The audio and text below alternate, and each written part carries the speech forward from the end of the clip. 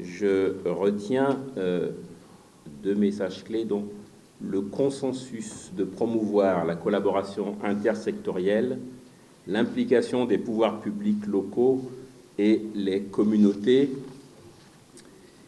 ainsi que les réformes engagées déjà pour assurer cette dynamique de progrès.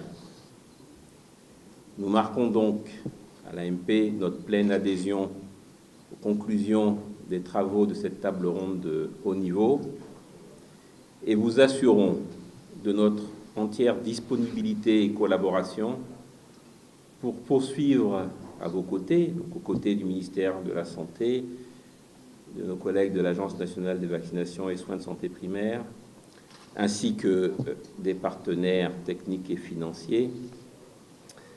Le partenariat engagé, voilà maintenant près de 15 ans au Bénin, pour le développement de la vaccination et la médecine préventive au bénéfice de nos populations.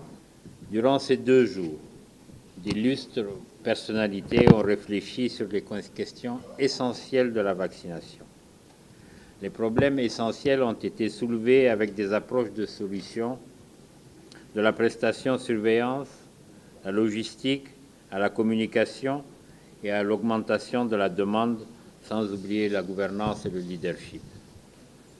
Monsieur le ministre, s'il est permis d'avoir l'espoir pour les solutions envisagées dans le domaine de la logistique avec le renforcement du parc, des équipements de la chaîne de froid, des actions courageuses doivent être prises dans le domaine de la gouvernance et le leadership, car les ressources humaines sont au centre des vrais problèmes de fonctionnalité de notre système de santé et de vaccination. Le cadre du fonctionnement du PEV existe déjà. Il sera certainement renforcé par les recrutements de personnel qualifié que le gouvernement projette de faire. L'épineux problème sera comment les dites ressources humaines seront gérées. Je compte beaucoup sur les résultats auxquels aboutiront les réformes actuellement en cours dans le secteur de la santé et qui aideront à trouver des solutions aux difficultés actuelles de la vaccination. Monsieur le ministre, la feuille de route que nous nous sommes librement donnée à l'issue de nos travaux doit être notre référence de manière à permettre une mobilisation de financement et une relance effective de la vaccination au Bénin. Ainsi, nous aurions contribué à la mise en œuvre de la déclaration d'Addis Abeba. Je peux vous assurer que, aussi bien l'OMS que l'UNICEF, nous ne ménagerons aucun effort pour que ce chantier vaccination puisse prendre forme au bénéfice de la population béninoise et particulièrement au bénéfice des enfants béninois.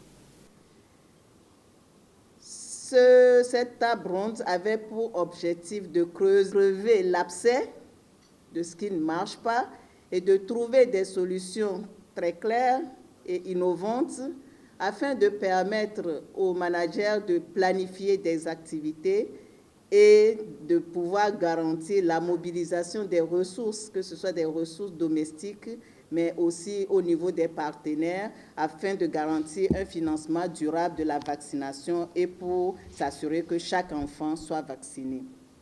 Nous avons tous déploré que la couverture vaccinale n'augmente pas. Nous avons parlé des chiffres, 50%, 70%, mais au-delà des chiffres, ce sont des enfants qui tombent malades, qui deviennent infirmes ou qui meurent.